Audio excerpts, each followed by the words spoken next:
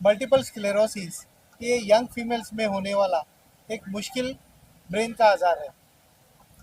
इसे रिकॉग्नाइज करना जरूरी होता है। आजकल नई नई दवाएं उपलब्ध है और अगर आप उसका फ़ायदा लेना चाहते हो तो उसके सिम्टम्स जानना बहुत ज़रूरी है। जैसे कि चलने में डिफ़िकल्टी, दिखने में तकलीफ होना, ब्लरिंग ऑफ विजन, फटीग होना या थक जाना, ये सब चीज़ जब ये होती है तभी मल्टीपल स्क्लेरोसिस है कि नहीं इसका एहसास करना जरूरी है। ये कितने एज की बात आती है? Usually it is seen in young females 20 साल के बाद में। 20 और 35 साल के बीच में मैक्सिमम पेशेंट पहली बार दिखाए जाते हैं। आज यहाँ पे कुछ पेशेंट भी आप लोग लेके आए हैं, तो उनका ट्रीटमेंट चल रहा है क्या? ट्रीटमेंट चल रहा है। इसके अलावा और यहाँ पे एज मेंटेन करने का क्या मोटिव है, लोगों को क्या मैसेज देना चाहिए?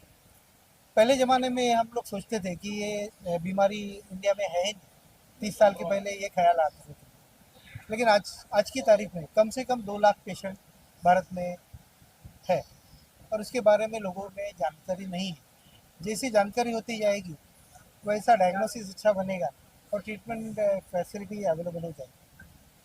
सर आप क्या कुछ ऐड ऑन करना चाहें? क्या हमारा यहाँ आने का मकसद ये है कि हम एक कलेक्टिव वॉइस रेज करें, हम एक प्लेटफॉर्म पे जाएं जहाँ से हम इन पेशेंट्स का सिम्टम्स को समझ सकें, और एक बार हम वो समझ पाएंगे तब हम रियलाइज़ कर पाएंगे कि जो यंग पेशेंट्स हैं ये किस दुख से गुजरते हैं when they're going through the lot of symptoms. And once we understand this, I think we will be advocate in the society, going back and talking to people and making more people aware about the signs and symptoms of MS, as Dr. Patwankar explained. The whole idea is that everybody knows about MS. And once everybody knows about MS, I think we'll take steps to address the need gaps in terms of treatment.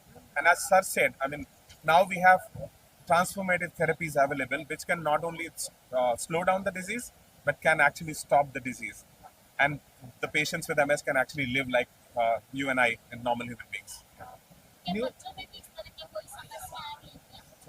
बच्चों में भी समस्या आती है, that is called as young MS. बच्चों में भी ये होता है। ऐसा कहा जाता है कि एमएस का जो एज स्पेक्ट्रम है 2 साल से लेकर 92 ये एज में एमएस देखा गया है दुनिया भर में। क्या ट्रीटमेंट क्या दे रहे हैं आप लोग, कैसा क्या? ट्रीटमेंट इसमें 2 टाइप होते हैं। पहला टाइप जो होता है उसमें पेशेंट को अटैक आता है। जब भी अटैक आता है तभी 5 दिन का सोलोमेड्रोल बोल के एक दवा होती है, वो दी जाती है नस में से, उसे अटैक रिवर्स होता है। और दोबारा अटैक न आए इसके लिए प्रोफाइलैक्टिक ट्रीटमेंट होती है। तो 2 तरीके की होती है। अगर डिसीज़ काफ़ी ज़्यादा गहरा है तो उसके लिए स्ट्रॉन्ग दवा दी जाती है, जैसे ऑक्लूजुजिनाब है। अगर इतना गहरा नहीं है तो इंटरफेरॉन्स है, प्लेटियमर है, फ्यूमारेट है, या कुछ ओरल दवा है जैसे टेरेफ्लुनामाइड है, ये दी जाए। इस मीडिया के माध्यम आप क्या कहना चाहते हैं? इसके बारे में अवेयरनेस होना जरूरी है। ये हो जाए तो ज़्यादा से ज़्यादा पेशेंट पकड़ में आ जाएंगे, जल्दी से जल्दी उनको ट्रीटमेंट मिल जाएगा and they will recover fast.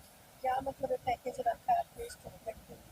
Package तो नहीं रहता है इसमें। देखिए टेरेफ्लुनामाइड जैसी दवा है उसका महीने का खर्चा 2000 रुपये होता है, और हायर लेवल पे जो दवाई आती है उनका 60 लाख तक में साल का खर्चा होता है। दोनों स्पेक्ट्रम अवेलेबल है, depending upon what is availability, ज़रूरत क्या है और अफोर्डेबिलिटी क्या है, उस हिसाब से उसका ट्रीटमेंट प्लानिंग किया जाता है। बोला सर। मी मल्टिपल स्क्लेरोसिस सोसायटी ऑफ इंडियाचा नॅशनल सेक्रेटरी आहे आणि आमची संस्था ही एकमेव संस्था आहे, I will tell in all the languages, एकमेव संस्था आहे जी मल्टिपल स्क्लेरोसिस या आजाराच्या संदर्भात लोकांना हेल्प करते। आमची 1985 साली स्थापना झालेली आहे, तर 40 वर्षापूर्वीपासूनची आहे आणि ही international organization MSIF multiple sclerosis international federation यांच्याशी पण संलग्न आहे। त्याच्यामध्ये सगळ्या जगभरच्या संस्था असतात। आमचा मुख्य पर्पज आजच्याबद्दल आहे की अवेअरनेस करायला पाहिजे। अवेअरनेस जोपर्यंत होत नाही तोपर्यंत ट्रीटमेंट लवकर घेतली जात नाही। ट्रीटमेंट लवकर नाही घेतली तर तुमची डिसेबिलिटी वाढते।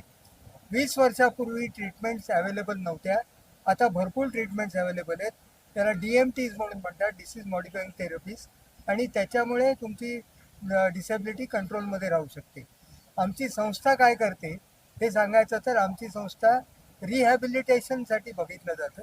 रिहॅबिलिटेशन सगळ्या प्रकारचं असतं.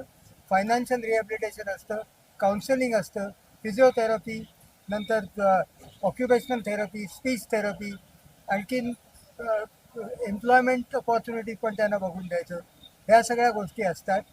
ह्याच्याशिवाय आम्ही ॲडव्होकसी पण खूप करतो. ॲडव्होकसी केल्यामुळे मल्टिपल स्क्लेरोसिस ह्या 21 disability, one of the 21 disabilities under RPWD act 2016 झालेला आहे, आणि त्याच्यामुळे त्यांना डिसेबिलिटीचे बेनिफिट्स मिळू शकतात. पण ते मिळायला त्यांना डिसेबिलिटीचं जे बेंचमार्क डिसेबिलिटीचं सर्टिफिकेट लागतं किंवा असेसमेंट व्हायची असते, त्याच्यामध्ये बऱ्याच त्रुटी आहेत आणि त्या काढून टाकायसाठी म्हणून आम्ही त्याच्यासाठी पण प्रसार करतो. आणि शिवाय आम्ही इन्शुरन्स पण यांना मिळायला पाहिजे हे बघतोय. इन्शुरन्स किंवा त्यांचं क्लासिफिकेशन ॲज रेअर डिसीज, या सगळ्या गोष्टी आम्ही बघतोय, या ॲडव्होकसीमध्ये येतात. म्हणजे आम्ही सर्वांगीण प्रकारे मल्टिपल स्क्लेरोसिस ज्याला कोणाला झालेला असेल त्याला हेल्प करायला बघतो.